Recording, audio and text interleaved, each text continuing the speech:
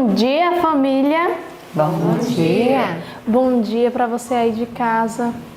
Você acordou bem? Tenho certeza que sim, porque você veio logo falar com seu Deus. Bom dia, professora. Bom dia, Ju. Bom dia, família. Bom dia. Bom dia para você também. Seja bem-vindo. É hora de adorar ao Senhor. Os passarinhos aqui já estão cantando, voando de um lado para o outro, felizes. Vamos alegrar o nosso dia e pedir a presença de Deus na nossa vida? Vamos? Vamos nos ajoelhar para falar com Ele?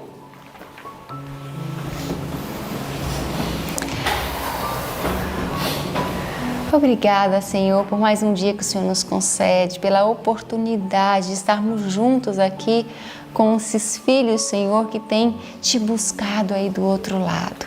Obrigado também por estar aqui com meus irmãos e podermos, Senhor, compartilhar coisas tão lindas. O mundo, Senhor, está de cabeça para baixo, mas os nossos olhos estão postos em Ti. Sabemos que o Senhor está conosco e pedimos ao Senhor que aceite os nossos louvores nessa manhã e que o Senhor nos abençoe, em nome de Jesus. Amém. Professora, você sabe uma pessoa que nunca lhe deixou? Sim. Tem uma pessoa que nunca deixou nenhum de nós. Uma pessoa que nos ama e cuida de cada um. Então, por isso, vamos entoar louvores a Ele do número 200. Nunca me deixar.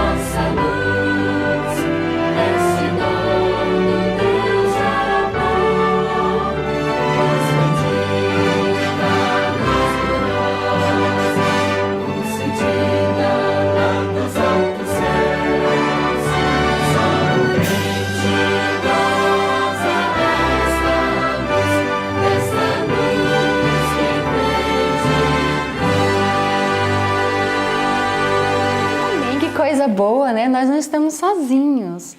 E para que Deus esteja mais presente em nossa vida, no nosso coração, vamos recitar o nosso verso, porque gravando a palavra de Deus no nosso coração, Ele vai estar de forma mais especial dentro de nós, não é? Sim. E onde está o nosso verso? Se encontra lá em Filipenses 2, do 13 ao 15. Vamos junto? Tenho certeza que você vai conseguir decorar também e gravar no seu coração. No 3, vamos? 1, 2, 3. Filipenses 2, do 13 ao 15. Porque Deus é o que opera em vós, tanto querer como efetuar, segundo a sua boa vontade. Fazei todas as coisas sem murmurações nem contendas, para que sejais irrepreensíveis e sinceros, filhos de Deus, inculpáveis, no meio de uma geração corrompida e perversa, entre a qual resplandeceis como astros no mundo. Filipenses 2, do 13 ao 15. Filipenses 2, do 13 ao 15. Porque Deus é o que opera em vós, tanto querer como efetuar, segundo a sua boa vontade. Fazei todas as coisas sem murmurações nem contendas, para que sejais irrepreensíveis e sinceros, filhos de Deus, inculpáveis, no meio de uma geração corrompida e perversa, entre a qual resplandeceis como astros no mundo. Filipenses 2, do 13 ao 15. Filipenses 2, do 13 ao 15. Porque Deus é o que opera em vós, tanto querer como efetuar, segundo a sua boa vontade. Fazei todas as coisas sem murmurações nem contendas, para que sejais irrepreensíveis e sinceros, filhos de Deus, inculpáveis, no meio de uma geração corrompida e perversa, entre a qual resplandeceis como astros no mundo. Filipenses 2, do 13 ao 15. Amém. Amém. Que sejamos filhos de Deus, que andamos retamente ao Senhor, né? Para brilhar no mundo, para que sejamos luz para outras pessoas, que você venha ser luz na vida de outra pessoa. Que Deus te abençoe, que Deus lhe proteja. Eu quero mandar um abraço para a Dona Toinha. Dona Toinha está acompanhando a gente todos os dias e agora nós vamos ficar com o nosso estudo. Um bom dia para você. Até a próxima. Senhor, nós estragamos tudo, Pai Santo. Nossa ação tem sido essa nesse planeta e o Senhor tem vindo sempre para nos ajudar, para curar, para restaurar. E nós corremos para Ti, Senhor, porque nós não temos a quem buscar e porque só o Senhor tem solução. Pai Santo, o Senhor sabe o que essa casa recebeu como responsabilidade diante do Teu trono, diante do céu inteiro. Temos ali uma vida e mais outras vidas que o Senhor trouxe para a nossa casa, para que nós possamos entregar diante do Teu trono. E nós estamos trazendo aqui, Senhor, para Te pedir em nome de Jesus que conserte, Pai de amor, que restaure, que traga cura. Nós não sabemos a Tua vontade. O Senhor sabe, nós confiamos que o Senhor sempre faz o melhor. Mas é nosso trabalho, nossa ação como filhos Teus, pedir a Ti, Senhor, interceder diante do Teu trono por essas vidas. Pelas angústias de alma, pelas reclamações que temos na nossa história, pelos problemas do passado, pelas coisas que precisamos deixar e pela restauração da carne, Senhor, e do Espírito. Clamamos a Ti, Senhor, que em nome de Jesus o Senhor toque em todos nós aqui dentro de casa. Só que principalmente, Pai Santo, vá nos leitos, Pai de amor, que nós temos aqui com pessoas acamadas, Pai Santo. E mais propriamente a nossa querida Sandra, Tua filha. Quanto tempo ela trabalhou na ação missionária, lutou tanto pelo Teu trabalho, Senhor. E eu sei que não é por isso que o Senhor vai fazer alguma coisa, porque até a nossa ação, a melhor delas, é cheia de pecado e miséria.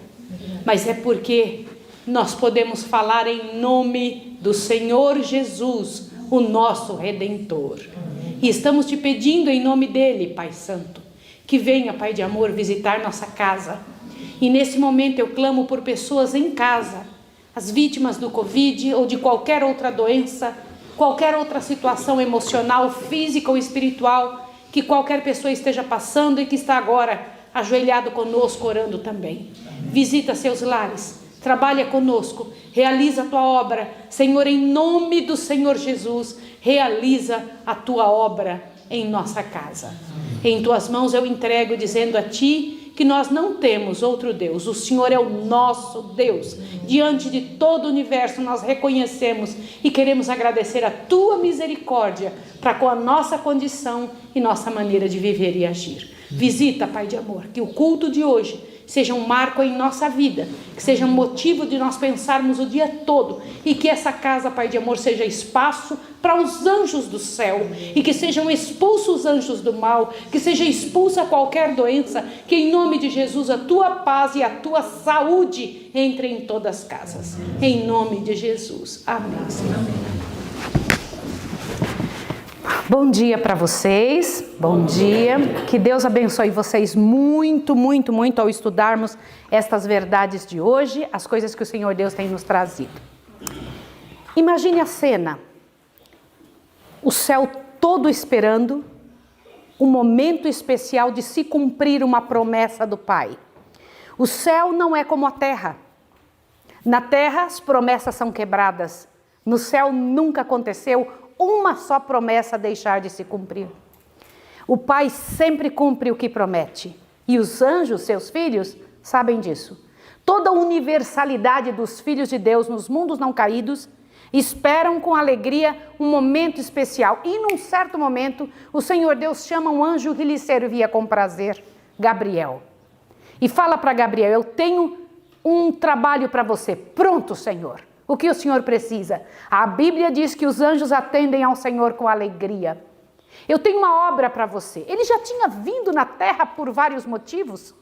A ação dos anjos no céu em favor dessa terra é feita sempre com alegria e presteza. Rapidamente atendem à vontade do céu. Mas este pedido nunca havia sido feito. Esse que Deus tinha marcado na vida deste anjo, nunca, de forma alguma, havia sido passado para o seu coração. Desce e vai naquela cidadezinha ali, junto àquela mulher, eu vou te dizer qual é, uma menina ainda, e avisa para ela que o Redentor, o corpo dela, será o berço do Filho de Deus. Podem imaginar essa cena? E este mesmo Gabriel foi enviado de uma forma especial. Eu imagino ele descendo com esta missão única, diante dos olhos de todos os planetas, de todos os mundos habitados. Lá vinha vindo este anjo em direção àquele lugarzinho simples, com aquela mulher comum, com aquela pessoa muito jovem, para dizer para ela esta notícia maravilhosa que tinha sido dada a Adão e agora estava se cumprindo a promessa. Teve que falar também com José. Uma hora dessa nós temos que falar com vocês sobre a postura de um homem que se coloca nas mãos do Senhor contra as circunstâncias. Como é que um homem aparece diante de Deus, independente de qualquer coisa que ele sinta ou de qualquer coisa que tiver que passar para defender a mulher que ele assume como sua.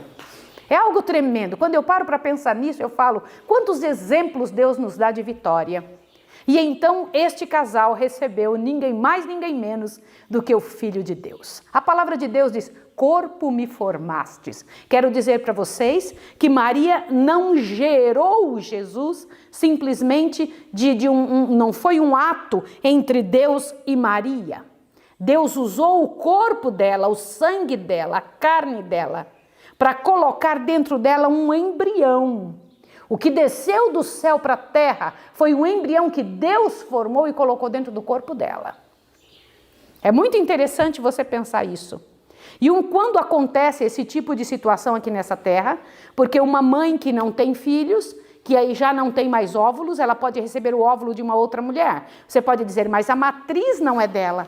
Mas aquele óvulo vai receber toda a ação, tanto psicológica quanto do sangue daquela mãe, que está recebendo aquele óvulo. É um negócio de outro mundo.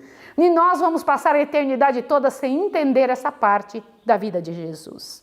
Agora imagine, quando aquela criancinha nasceu, vocês já sabem onde Jesus nasceu? Já sabem que circunstâncias o Filho de Deus veio ao mundo? Agora pare para pensar que é tremendo. Enquanto Satanás dizia, eu subirei ao mais alto espaço do céu, Jesus disse, eu vou descer ao mais profundo do espaço que puder para salvar meus filhos.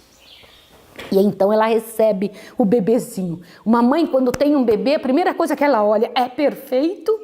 Essa criança era a mais perfeita de todas. Não tinha um só defeito. Todos os sacrifícios do Antigo Testamento mostravam que Jesus seria sem defeito e sem mácula. Um sacrifício perfeito. Mas não era só por fora. Aquelas mãozinhas pequenas um dia iriam abençoar multidões. Aquelas mãozinhas, os cravos iriam entrar nelas. Imagine aqueles pezinhos que iam caminhar tanto. Jesus chegava a caminhar 30 quilômetros por dia. Nem todos os seus trajetos de trabalho em prol das pessoas. Às vezes a gente não quer caminhar dali até ali, já perceberam? E 30 quilômetros por dia, rodeado de gente que perguntava e que pedia. Olha, Maria não tinha ideia que tudo isso ia acontecer com o filho que lhe nascia. Maria, você sabia, Maria? Você sabia que aquela criança que você chama de filho é seu pai? Você sabia, Maria, que você, ao beijar a sua criança, você estava beijando a face de Deus? Você sabia, Maria, que quando você prepara a comidinha, estava preparando comida para alimentar a boca do teu Criador? Como pode isso? Gente, só Deus para fazer algo dessa dimensão. Mas chegou a hora em que eles tinham que cumprir todos os ritos. Porque Jesus cumpria a lei em todos os detalhes. E a lei dizia que o primogênito tinha que ser a ele, né? Seria oferecido, além da circuncisão, seria oferecido o sacrifício pela sua própria vida. E quando os pais eram muito pobres, não era um sacrifício tão grande, mais umas pombinhas, né? Ali vinha José e Maria com aquele sacrifício na mão em direção ao templo. Mas deixa eu contar para vocês essa história numa outra dimensão. José e Maria saem de casa. Não pensem que foi num dia qualquer. Eles eram cumpridores das coisas de Deus. Eles saíram no dia certo que tinha que sair. 40 dias. Porque era a data. Era como o Senhor Deus tinha comentado que os filhinhos tinham que ser apresentados. Tudo foi cumprido da forma correta, além de ter sido circuncidado. Imagine o Filho de Deus circuncidado nesta terra. E lá vai Maria carregando Deus nos seus braços. Olha que coisa tremenda. Lá vai José andando, caminhando em direção ao templo. Só que na mesma hora, alguém tinha sido acordado em sua casa. Um velhinho que passou a vida toda ao estudar as profecias, fazendo um pedido para Deus. Você já fez um pedido ao Senhor e esperou com ansiedade o cumprimento do pedido? Pois foi isso que aconteceu com aquele velhinho. Era um homem simples chamado Simeão. Imagina que José e Maria caminhando em direção ao templo e ele sendo acordado dizendo, levanta, Simeão. E ele então desperta. Você hoje vai ver cumprido o teu pedido diante de Deus. Qual era o pedido da vida dele? Senhor, não me permita morrer sem que eu veja o Salvador. Ah, mas naquele dia, quando Simeão desperta, quando ele ouve essa informação, Simeão não olha para o lado, ele vai em direção ao templo que ele ia todos os dias, mas neste dia de forma diferente. Lá vai ele andando, o pessoal acha que chama Simeão, ele, não posso, eu tenho uma obra tremenda, eu imagino o coração dele batendo forte, eu vou ver o Salvador, eu vou ver o Salvador, eu vou ver o Salvador. E então imagine os dois caminhando no meio da cidade. Lá vem vindo eles de direção opostas, mas guiados pelo mesmo Espírito, indo para o mesmo lugar, com o mesmo propósito. O centro de sua vida era o Salvador. Olha que coisa tremenda. Um deles trazia, um dos grupos, estava ali, lá vinha caminhando alguém seguido por anjos, trazia Jesus nos braços, outro trazia Jesus no coração. Imagina que coisa fantástica. Iam indo em direção ao templo. Lá no templo, porém, tinham pessoas que não estavam esperando Jesus. Que triste, deveriam estar esperando, mas não estavam. Quem? Lá estava o sacerdote. Eu quero comentar uma coisa com vocês. Havia uma fila de gente para apresentar seus filhos. Não foi só Jesus que foi apresentado. E um dia eu quero dizer para vocês que, imaginem, que momento tremendo deve ser este de saber que os acontecimentos da sua vida coincidiram com os acontecimentos da vida de Deus. Sabem quem foram? Quem foi apresentado no mesmo dia? Eu não sei, mas um dia nós vamos saber. Quem foram estes que foram apresentados no mesmo dia? A palavra diz que haviam vários sendo apresentados e que o sacerdote pegava a criança, levantava diante de Deus, perguntava qual o nome e escrevia na lista dos primogênitos o nome da criança, entregava para a mãe e acabou. Ai, que situação! Como é terrível não saber o que se está fazendo. Como é terrível não reconhecer quando se tem um maior benefício do mundo na mão. Se tem coisa triste, é uma pessoa passar pela vida e descobrir que jogou fora o benefício que tinha na sua mão, que jogou fora o melhor que Deus lhe deu. Sabia que isso acontece muito? Pessoas que não reconhecem o bem que possuem. Esse sacerdote foi assim. Ele não teve a segunda visão. Ele viu uma criança e uma mulher simples e um homem. Ele não conseguiu ver o que o Senhor Deus estava entregando a ele. Que privilégio desse sacerdote! Ele apresentou o Deus na terra. Foi isso ou não foi? Mas ele não percebeu. Ele não teve a segunda visão. Por quê? Porque ele estava desconectado. Estava ali Deus. Era mesmo o filho do Senhor. Era o cumprimento da promessa. Mas aquele homem não tinha fundamento na promessa. Ele não tinha raízes com a promessa. Agora imaginem a cena. Maria está olhando, eu imagino eles dizendo, o nome é aquele que o anjo disse, Jesus. Imaginem o homem escrevendo na lista, Jesus. Irmãos, era o Salvador dele. Mas eu quero te dizer que até para o sacerdote, Jesus era solução e salvação. Sim ou não? Sim. Até pelo sacerdote. E, aliás, para sacerdotes, para humanos, para gente simples, para qualquer um que não reconhece o Salvador, Jesus é a solução. Presta atenção nesta frase. O sacerdote fez a cerimônia de seu serviço oficial. Isso está no capítulo 5 do Desejado de Todas as Nações, o parágrafo que começa o sacerdote. Observe essa parte. Eu preciso que você veja agora que momento tremendo.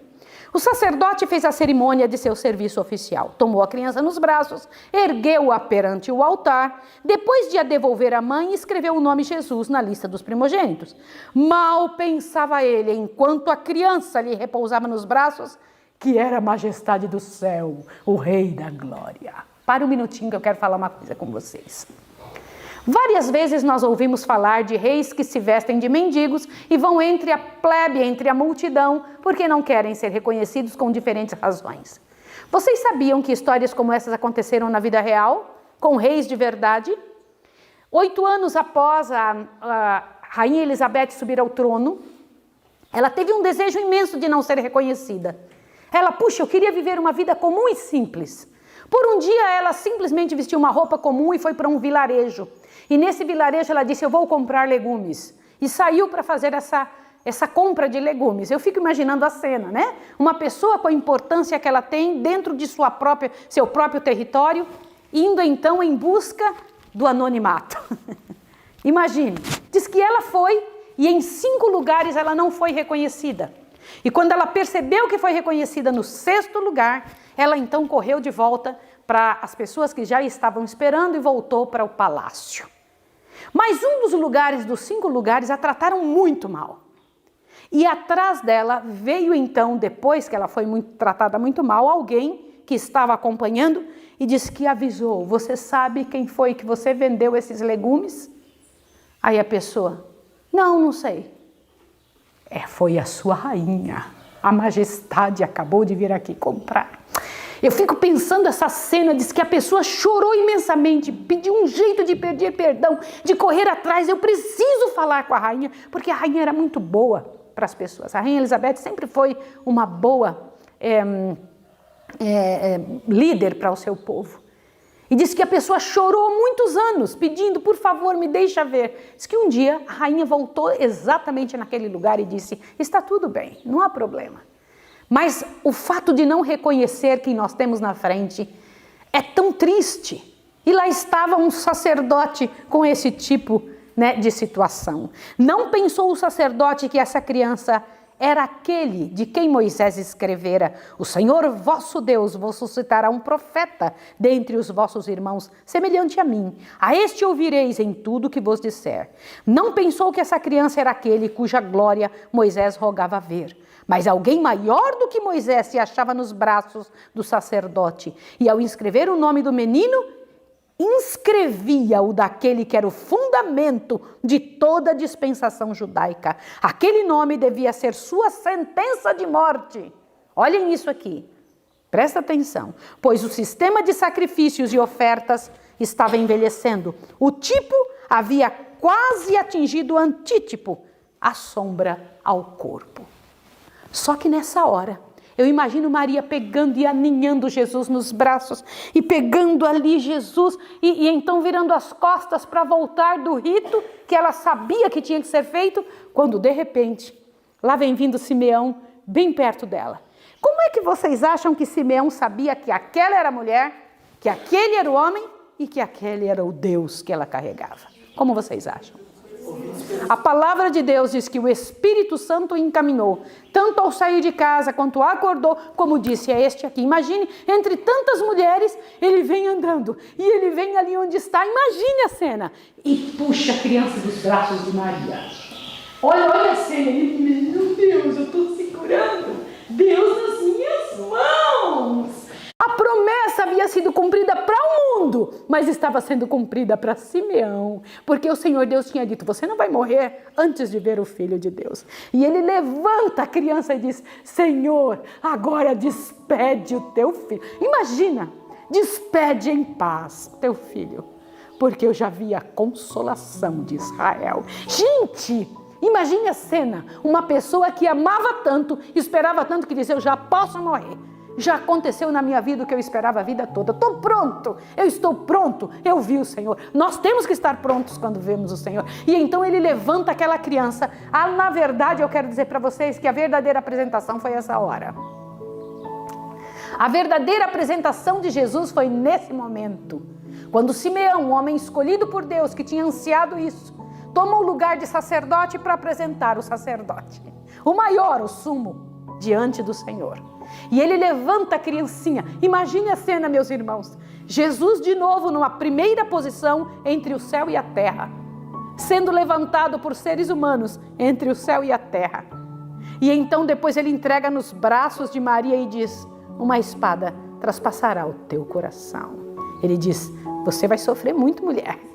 Você não sabe o que é isso. Carregar o Senhor, e é o mesmo que o Senhor Deus diz para nós. Quem carrega o Senhor, não pense de forma nenhuma que você vai passar dias bons. É bom só lá dentro, por fora é sempre uma guerra.